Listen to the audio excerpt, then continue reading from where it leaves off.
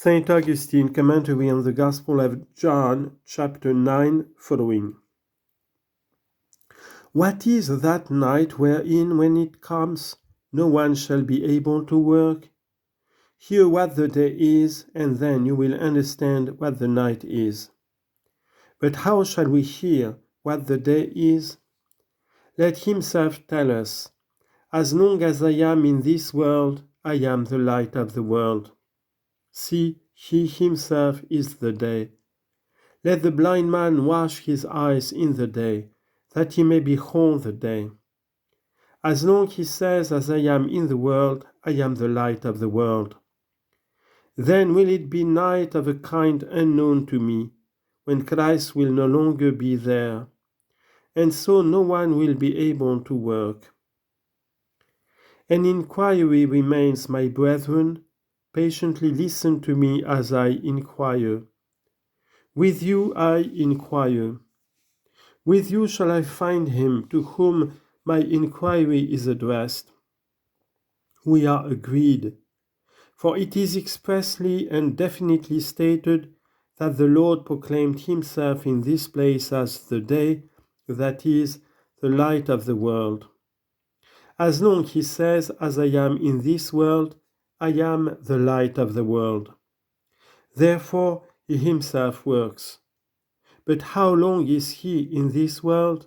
Are we to think, brethren, that he was here then and is here no longer? If we think so, then already after the Lord's ascension, did that fearful night begin when no one can work? If that night began after the Lord's ascension, how was it that the apostles wrought so much? Was that the night when the Holy Spirit came and, filling all who were in one place, gave them the power of speaking in the tongues of every nation? Acts chapter 2, verse 1 and 6. Was it night when that lame man was made whole at the word of Peter, or rather at the word of the Lord dwelling in Peter? Acts chapter 3, verse 6 to 8. Was it night when, as the disciples were passing by, the sick were laid in couches, that they might be touched at least by their shadow as they passed? Acts chapter 5, verse 15. Yet, when the Lord was here, there was no one made whole by his shadow as he passed, but he himself had said to the disciples, "Greater things than these shall you do." Chapter 14, verse 12. Yes, the Lord had said, "Greater things than these shall you do." But let not flesh and blood exalt itself. Let such hear him also saying, "Without me you can do nothing." Chapter 15, verse 5. What then? What shall we say of that night? When will it be? When no one shall be able to work? It will be that night of the wicked, that night of those to whom it shall be said in the end, "Depart into everlasting fire, prepared for the devil and his angels." But it is here called night, not flame nor fire. Hearken then, why it is also night. Of a certain servant he says, "Bind you him hand and foot, and cast him into outer darkness." Matthew chapter 22, verse 13. Let man then work while he lives, that he may not be overtaken by that night when no man can work. It is now that faith is working by love. And if now we are working, then this is the day. Christ is here. Hear his promise and think him not absent. It is himself who has said, "Lo, I am with you." How long? Let there be no anxiety in us who are alive. Were it possible, with this very word we might place in perfect security the generations still to come. Lo, he says, I am with you always, even to the end of the world. Matthew chapter 28, verse 28. That day which is completed by the circuit of yonder sun has but few hours. The day of Christ's presence extends even to the end of the world.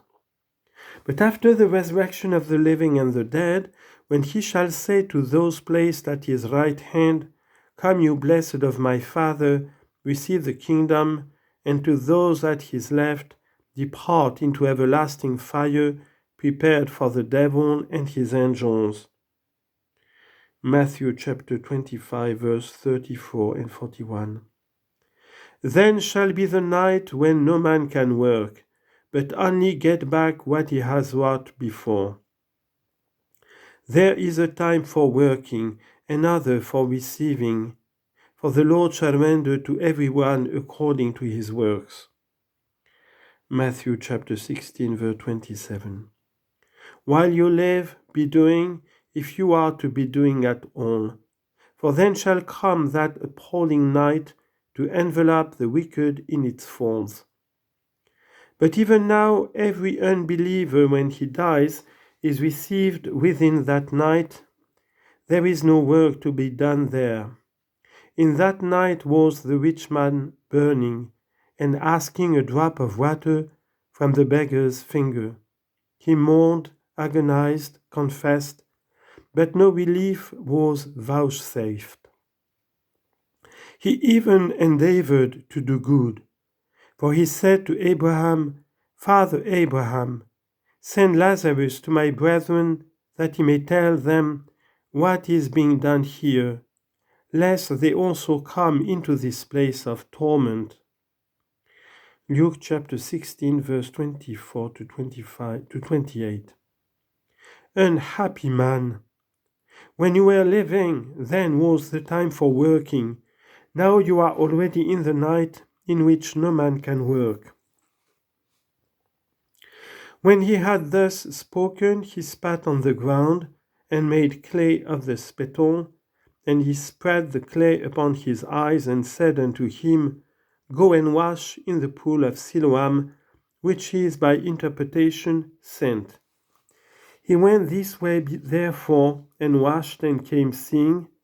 As these words are clear, we may pass them over.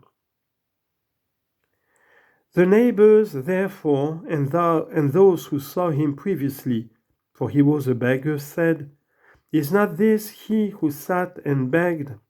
Some said, It is he. Others, No, but he is like him. The opening of his eyes had altered his countenance. He said, I am he. His voice utters its gratitude, that it might not be condemned as ungrateful. Therefore said they unto him, How were your eyes opened? He answered, The man who is called Jesus made clay, and anointed my eyes, and said unto me, Go to the pool of Siloam and wash. And I went and washed, and saw. See, he is become the herald of grace. See, he preaches the gospel, endowed with sight, he becomes a confessor. That blind man makes confession, and the heart of the wicked was troubled. For they had not in their heart what he had now in his countenance.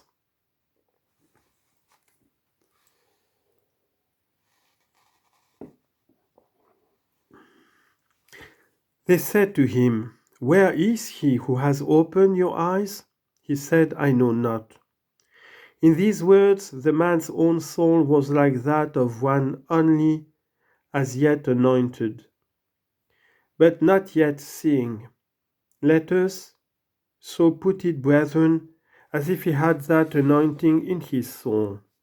He preaches and knows not the being whom he preaches. They brought to the Pharisees him who had been blind, and it was the Sabbath when Jesus made the clay and opened his eyes. Then again the Pharisees also asked how he had received his sight, and he said unto them, He put clay upon mine eyes, and I washed, and do see. Therefore said some of the Pharisees, not all but some, for some were already anointed.